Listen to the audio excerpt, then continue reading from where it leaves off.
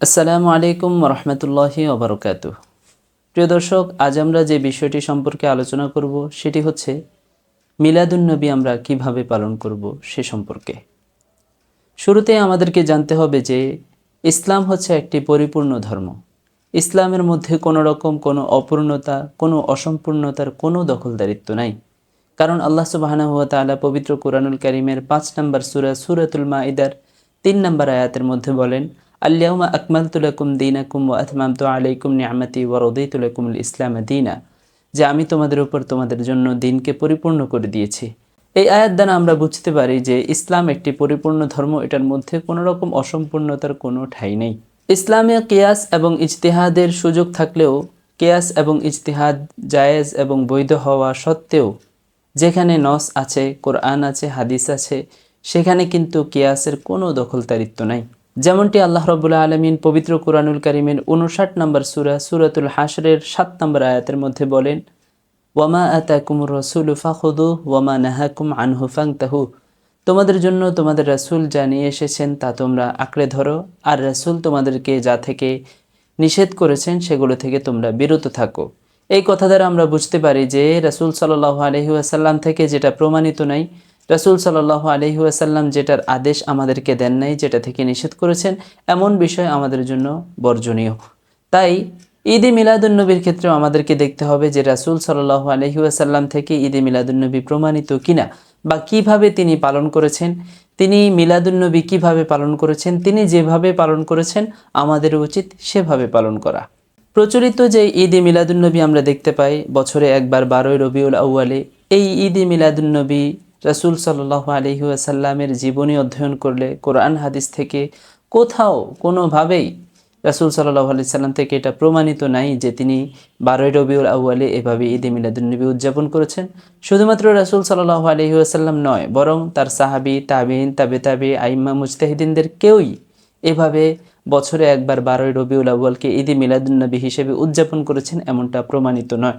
বরং ৬০৪ হিজরিতে বাদশাহ আবু সাঈদ মুজাফফরউদ্দিন কুকুবরি আবুল খাত্তাবের মাধ্যমে এই বিষয়টির প্রবর্তন করেন।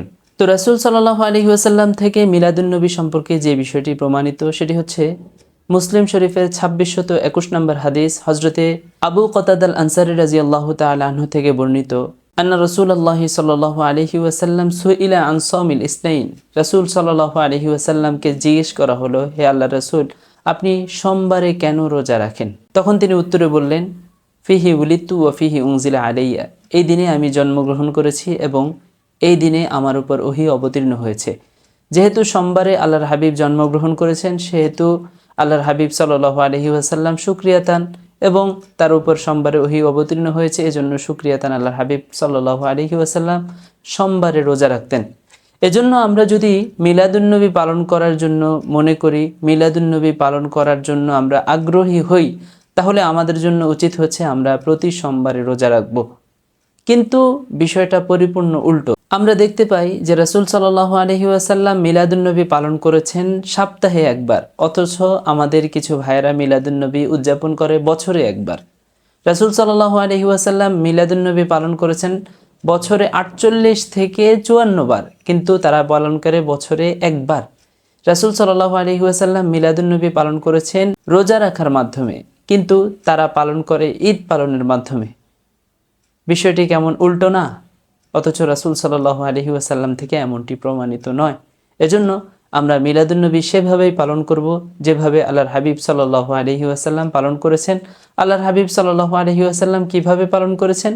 তিনি শুকরিয়াতান প্রতি সোমবারে রোজা রাখতেন, সোমবারে রোজা রেখে তিনি মিলাদুন্নবী পালন করেছেন। সুতরাং আমরাও যদি মিলাদুন্নবী পালন করতেই চাই, তাহলে আমাদের উচিত প্রতি সোমবারে রোজা রাখা। ঈদে মিলাদুন্নবী হিসেবে যে ১২ই রবিউল আউয়ালে যে দিবসটাকে পালন করা হয়, আল্লাহর হাবিব সাল্লাল্লাহু আলাইহি ওয়াসাল্লাম সুস্পষ্ট বলেছেন, লা তাত্তাখিযু শাহরান ঈদান ওয়া লা তাত্তাখিযু ইয়াওমান ঈদান। দুই ঈদের পরে, ঈদুল ফিতর এবং ঈদুল আজহার পরে অন্য কোনো ঈদ বানানো সম্পর্কে আল্লাহর হাবিবের বর্ণনা হচ্ছে এমনটি যে তোমরা কোনো মাসকে ঈদ হিসেবে গ্রহণ করো না এবং কোনো দিনকে ঈদ হিসেবে গ্রহণ করো না। সুতরাং আল্লাহর হাবিব সাল্লাল্লাহু আলাইহি ওয়াসাল্লামের হাদিস থেকে, নস থেকে আমরা সম্পূর্ণরূপে নিষেধ পাই যে নতুন কোনো ঈদ আবিষ্কার করার ক্ষেত্রে নতুন কোনো ঈদ আবিষ্কার করা আমাদের জন্য কখনোই বৈধ নয়। এজন্য আমরা এভাবে বেদাতের দিকে না গিয়ে আমাদের উচিত হচ্ছে সেভাবেই ঈদে মিলাদুন্নবী পালন করা বা সেভাবেই মিলাদুন্নবী পালন করা যেভাবে পালন করেছেন রাসূল করিম সাল্লাল্লাহু আলাইহি ওয়াসাল্লাম।